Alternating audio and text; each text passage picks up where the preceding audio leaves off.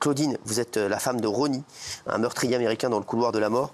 Vous, alors c'est une histoire de fou parce que vous étiez mariée, 4 enfants, et vous avez décidé de quitter votre mari pour Ronnie. Oui. Comment ça s'est passé? C'est un truc de fou. Comment ça s'est passé? Je pense qu'il faut dissocier un petit peu le contexte et l'histoire. Voilà. Je pense que ça peut tous nous arriver de tomber amoureux et de divorcer. Voilà. Comment vous êtes tombée amoureuse de Ronnie? Alors, comment je suis tombée amoureuse de Ronnie? Alors, moi, j'ai pas du tout...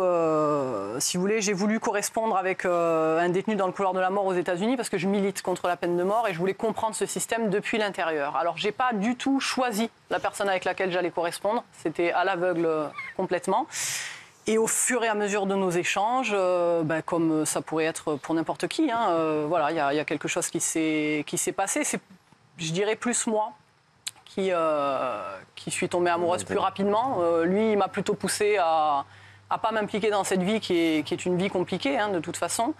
Voilà. Après, j'aime bien quand même qu'on catégorise pas trop. Ce type de... Il n'y a pas de profil, en fait, de femmes qui vont tomber amoureuses de quelqu'un qui est en prison. Il y en a, on va dire, il y a cette toute petite catégorie. Nous, on les appelle les groupies du couloir de la mort, chez nous, aux États-Unis. Mais en fait, ces personnes-là, on le voit rapidement, c'est des relations qui ne durent pas, parce que c'est des gens, déjà, qui sont là pour des raisons qui ne sont pas sincères. Ce pas des gens qui sont amoureux, c'est des gens qui cherchent l'attention, c'est des gens qui cherchent à faire parler d'eux. Ces histoires-là, elles vont durer 6 mois, elles vont durer 1 an, mais c'est des personnes qui n'ont pas les épaules pour supporter ce genre de circonstances parce que c'est très dur au quotidien. Moi, ça fait 4 ans, maintenant 4 ans et demi que je suis en couple avec Ronnie, 5 ans et demi qu'on se connaît. On ne tient pas sur la durée sans amour dans ce type de relation. Et il a fait quoi, Ronnie? Alors, le meurtre pour lequel il a été condamné, qui l'a conduit à recevoir la peine de mort, il est innocent de ce meurtre. Il y a eu un meurtre avant, pour lequel il est effectivement coupable. C'est un meurtre, si je puis dire, classique. J'aime pas dire ça parce qu'on dirait que je dédramatise. Ça reste atroce, quoi qu'il en soit. Mais contextualisons la chose. États-Unis, années 80, drogue, un blanc qui tire sur un blanc avec une arme à feu. Il y en a beaucoup. D'accord. La raison pour laquelle il a écopé de la peine de mort, c'est simplement parce qu'il avait un très mauvais avocat. Il n'avait pas d'argent. Voilà, je ne vais pas m'étendre sur le système américain. On sait comment c'est. On lui a proposé un plaidoyer, 25 ans de prison et une sortie, mais il n'était pas en état de décider de ce genre de choses à l'époque. Son avocat n'a pas accepté le plaidoyer. Vous habitez où, vous? J'habite dans le sud de la France. D'accord, mais comment vous faites pour aller voir? Je fais des allers-retours aux États-Unis et je suis en cours de procédure de visa pour pouvoir déménager. Vous le voyez combien de fois par mois? Par mois, je ne pourrais pas vous dire. Je vais aux États-Unis tous les 2 mois environ. Ouais, d'accord. Voilà. Enfin, j'allais aux États-Unis tous les 2 mois, parce qu'on va parler un peu de cette procédure de visa très brièvement, mais où on est encore discriminé par le système et malmené par le système. Voilà. Donc après, on a le droit de se voir 6 heures par semaine quand je suis là-bas et quelques extras pendant les vacances. Parce que tu es en Floride. Parce que Texas, c'est encore plus dur. Alors, et vous, vous arrivez à vivre comme ça? C'est votre homme, quoi, Ronnie? C'est mon mari. Je veux dire, voilà, je décontextualise sa condition. Sa condition, c'est quelque chose qui nous est imposé, c'est quelque chose qu'on subit tous les jours. Je vais vous dire, quand vous êtes marié à quelqu'un qui est dans le département de correction, surtout aux États-Unis, mais même en France, j'imagine, je ne connais pas trop le système français, mais ce qui se passe, c'est que le département correctionnel régente votre vie à partir du moment où vous posez le pied par terre le matin jusqu'au soir où vous allez vous coucher. Voilà, il décide de quand vous allez vous appeler, qu'est-ce que vous pouvez vous écrire, tout est observé, tout est filtré. Voilà, il n'y a pas d'intimité. Et quand je parle d'intimité, je ne vais pas dans l'aspect grossier de l'intimité, mais même dans ce qu'on se dit, tout est filtré. Tout est enregistré. Donc c'est très difficile, mais après, c'est mon mari et j'estime que l'amour qu'on a l'un pour l'autre vaut la peine de faire tous ces sacrifices-là. Ça fait 4 ans et demi que vous êtes avec lui? Ça fait 4 ans et demi qu'on est en couple. Comment vous avez annoncé à votre famille, à votre ex-mari, que vous le quittiez pour un détenu? Vous savez, je vais vous dire, déjà je lui ai annoncé que je le quittais pour un homme, mais je vais vous dire déjà quand on quitte son mari, en général, c'est que ça bat de l'aile initialement. On ne s'en va pas comme ça du jour au lendemain. Gilou. Voilà, Et non, ce sont des choses qui arrivent dans la vie de tous les jours. Je pense qu'on l'avait senti venir de toute façon, lui comme moi. Vos enfants, ils ont quel âge? Alors mon fils, il va faire 15 ans bientôt. Et... Il comprend tout ça ou pas? Il comprend. Moi, il le prend parce que c'est vrai que. Alors au début, ça a été un petit peu compliqué, effectivement. Après, il était un petit peu plus jeune, forcément. C'était il y a 4 ans et demi, on va dire, presque 5 ans. Ça s'est fait graduellement avec les enfants. En vrai, il le voit jamais, lui, de toute façon. Non, il le voit pas. Il le voit pas. Il lui parle au téléphone. Mais j'ai attendu, en fait, que ça soit à la demande de mon fils. D'accord. J'ai jamais poussé. En fait, je ne pousse pas du tout mes enfants à avoir une relation, à pas avoir de relation. C'est eux qui décident. C'est vrai que les enfants, ça a toujours été un débat. C'est pas compliqué de voir son homme qu'une fois tous les 2 mois comme ça. C'est difficile. Vous êtes tout le temps seul, quoi. C'est difficile. Et comment on se projette aussi pour la c'est ça, ouais. En sachant que forcément... Je pense que le matin, quand vous sortez de chez vous, vous pouvez vous faire percuter par un véhicule. Hein. Ça peut nous arriver à tous. C'est vrai que pour nous, l'épée de Damoclès, elle est peut-être un petit peu plus présente. Je pense que c'est quelque chose auquel on pense beaucoup au départ de la relation, parce que c'est vrai que déjà, c'est quelque chose de nouveau. Je veux dire, la peine de mort, c'est un système compliqué sur lequel je ne m'étendrai pas. C'est extrêmement compliqué et lourd.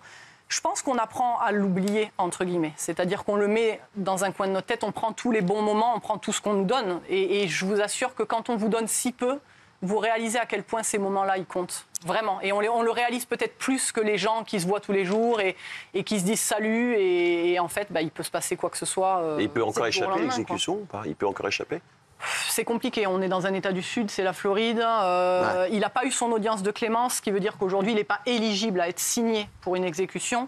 Mais ça, il n'y a pas... Mais à aucun moment, vous vous êtes dit, je vais trouver quelqu'un d'autre, vous habitez dans le Sud, vous vous êtes dit, je vais partir sur une autre histoire, non ? Non, parce que je ne peux même pas imaginer être avec quelqu'un d'autre. Et vous, lui, il a entièrement confiance en vous, c'est un truc de fou.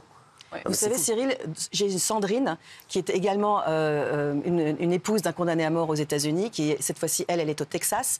Et Sandrine, elle a été mariée pendant 27 ans à un condamné à mort. Et au Texas, alors Claudine, elle peut toucher son amoureux. Sandrine, elle n'a depuis 27 ans jamais pu toucher son amoureux parce qu'au Texas, les conditions pour les condamnés à mort, c'est qu'ils sont physiquement dans l'incapacité d'être avec leur famille. C'est-à-dire qu'on ne peut pas les embrasser, on ne peut même pas leur tenir la main. Il y a tout le temps un plexiglas et une vitre entre le visiteur et le condamné. Donc elle est mariée à un homme qu'elle n'a jamais touché, qu'elle n'a jamais pu sentir, qu'elle n'a jamais pu embrasser. Oui. Oui, non, j'espère que la question ne va pas vous heurter.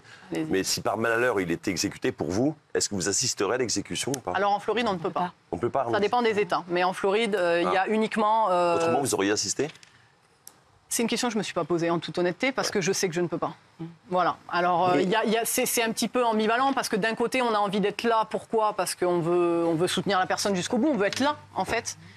Et dans un autre sens, est-ce que c'est quelque chose auquel on a envie d'assister honnêtement quand on sait comment ça se passe, quand on sait voilà.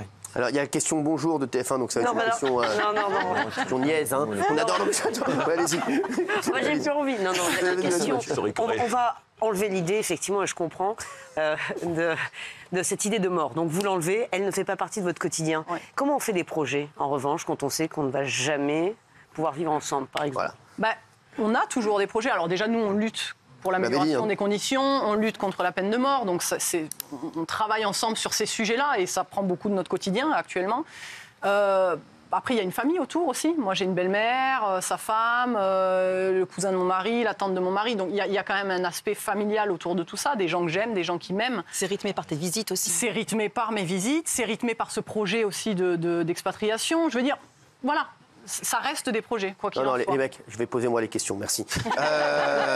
Ces femmes, elles sont capables parfois de faire des choses complètement folles. Hein, oui, typiquement, par exemple, pour revenir à Elisabeth, c'était une femme qui était totalement, qui est totalement intégrée, qui a un boulot dans le social, qui a jamais eu aucun souci avec la justice, enfin vraiment totalement intégrée, et qui va accepter toutes les demandes les plus folles de Nordal-Lelandais, puisqu'elle va passer d'abord un téléphone, ensuite elle va passer de la drogue, ensuite elle va passer de l'alcool, et elle va avoir donc un casier puisqu'elle va être chopée. C'est d'ailleurs une des raisons qui font que ça va mal se passer à la fin entre eux.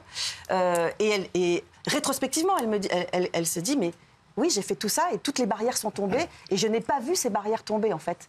Parce que voilà, j'ai vrillé en fait. Alors, juste, Claudine, est-ce que, Claudine, vous avez des moments de gros bad ? C'est difficile. C'est difficile. Là, actuellement, d'ailleurs, c'est extrêmement difficile. Pourquoi ? Parce qu'on est en fin de procédure de visa. L'entretien à l'ambassade ne s'est pas passé exactement comme on l'imaginait. Donc on est en attente, en fait, injustement, j'ai envie de le dire quand même, et très discriminatoirement, parce que je connais beaucoup de gens qui ont eu ce visa dans la même circonstance. La question qui gravite autour de ça, c'est est-ce que la non-consommation du mariage me rendrait inéligible au visa, ce qui légalement est totalement faux. Mais voilà. Et donc, je ne peux pas, dans l'état actuel des choses, avec le système américain, je ne peux pas obtenir de visa touriste tant que mon dossier de visa immigrant n'est pas traité. Donc, je ne peux pas revoir mon mari à l'heure où je parle. Et vous avez des relations avec lui ou pas? C'est-à-dire des relations des relations intimes? Oui. Non. Non. C'est pas quelque chose qui est autorisé. Alors, jamais. Je sais que c'est quelque chose que certains font. Je sais que c'est quelque chose... voilà, il y en a qui sont payés, des fois, qui payent des gardes, Moi, voilà, je rebondis sur ce que tu disais, justement, où tu disais, voilà, il y a des femmes qui vont faire un peu de tout, qui ne voient pas les barrières tomber, etc. Moi, je vais vous dire quelque chose de très simple, et ça a été quelque chose que j'ai mis en place dès le départ de la relation. J'estime que quand quelqu'un vous aime, il ne vous mettra pas en danger. Donc, un homme qui est incarcéré et qui vous demande de ramener de la drogue, de faire des choses qui peuvent compromettre votre avenir, etc., c'est un homme qui n'est pas amoureux, c'est un homme qui vous utilise. Et Ronnie n'a jamais fait ça avec moi, et j'ai été claire dès le départ là-dessus, et moi, je suis... sur les règles. C'est le cas de Sophia, par exemple, Sophia qui est dans le livre, qui est une autre femme qui, alors pour le coup, tu te demandais est-ce que ça peut nous ressembler. Alors elle, c'est une grande pompe du cinéma. Vraiment, alors femme de caractère, gagne très bien sa vie, grande famille, grandes études, et qui dans le cadre de son travail est allée en prison. Tu vois, Cyril, ça pourrait arriver peut-être si tu tournais une émission en prison, peut-être que l'une ici pourrait tomber amoureuse d'un détenu. Et elle est tombée amoureuse de cet homme-là. Il se trouve qu'il est sorti de prison, que ça fait 12 ans qu'ils sont mariés, et qu'elle dit il m'aurait demandé la moindre chose hors les clous, ou il aurait fait la moindre chose hors les clous en sortant de prison. C'était fini dans la seconde. Bien sûr, ouais.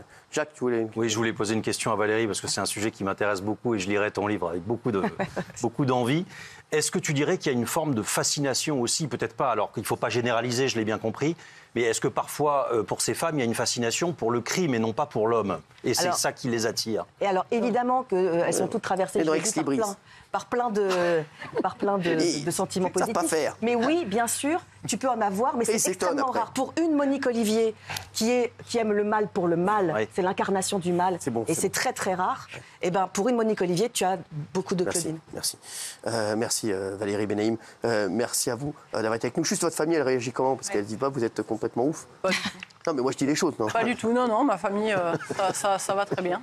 Non, c'est vrai, vraiment, ça va, ils acceptent tout? Ça va, écoute, au début, c'est toujours un petit peu compliqué. Les gens, ils vont pas accepter comme ça, il faut qu'ils comprennent, mais après, ils voient l'amour, ils voient que ça dure. Et, il y en a qui perdent leur travail, il y en a qui perdent leurs amis, il y en a qui perdent... Exactement, c'est pour ça que ma question est pas complètement con, Valérie Benaïm. Non, mais vous avez complètement raison. Merci. Allez, merci à tous, bon week-end, demain on se retrouve face à Hanouna, samedi et dimanche chez Chéri, merci à tous, je vous aime fort.